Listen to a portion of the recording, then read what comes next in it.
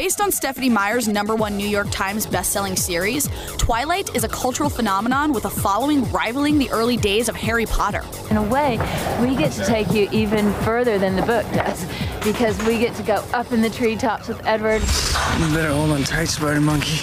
Brought to the big screen by visionary director Catherine Hardwicke, with guidance from Meyer herself, Twilight is best described as a stylishly supernatural modern-day Romeo and Juliet. What's wrong, Edward? She's not one of us. A forbidden love affair between America's oldest teenager, Edward Cullen, a non-human eating vampire, and mortal Bella Swan, an outcast in the immortally immoral world of modern-day high school. They like each other, and it's also such a bizarre situation for him especially. I mean, he's like, what am I doing with this like kid? I'm 108 years old, and I've fallen in love with this girl who sits next to me in biology when I'm pretending to be a 17-year-old. The star-crossed lovers of Twilight learn that the closer they get, the more Edward must struggle to resist the temptations that come from being near a sexy, red-blooded American girl. I'm not scared of you. You really shouldn't have said that.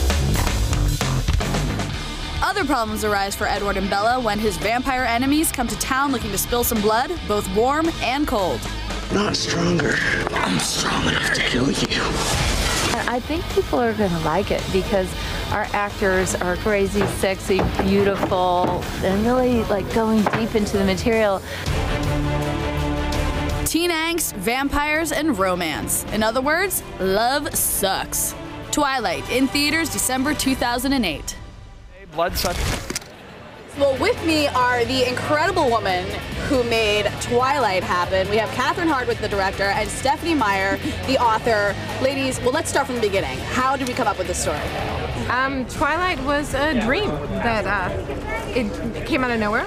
I had no interest in vampires originally, and it was so great. I had to write it down or I was going to forget it. And in that one day, I just fell in love with writing. What made you pick this story? Well, when I read Stephenie's book, I just like got right into Bella and falling in love with like the sexiest, hottest guy and the danger, and I thought I'd love to see this on the screen. I'm here with Rob Patterson, one of the stars of Twilight. So what do you feel about the fact that this is one of the few books that actually makes vampires the hero? I don't know, he's not really the hero. I mean, he's essentially the hero, and he's kind of doing heroic things, but he initiates the problems he needs to alleviate. What's it like being in love with the hottest guy in the school? Oddly enough, the sadomasochist loves him and will give herself to him, like wants him so desperately to eat her. I'm assuming you've read the book. I've read the book. Nice. How closely does the movie stay with the book? The characters are absolutely true to the book. Well, talk to me about your character, because you definitely have this character who pops in kind of halfway through the story. I mean, I'm assuming he comes up in sequels and things like that. He might transform into this furry thing called a werewolf, possibly. Now you get to play actually one of the evil ones, or the typical, you know, stereotype of the vampire. Yes, like I eat people, as opposed to the Cullens who like eat livestock or something. All right, so if you had the opportunity to be bitten and be immortal, would you do it? Well, yeah, maybe I'd die, I mean, see what it's like, and then, you know, and then come back again. I mean, if I could just turn it off as well. That's like what our movie is about, like the whole question of immortality and the power that it gives you and what it takes away from you. To check out the Twilight phenomenon on the big screen, head to theaters December 12th.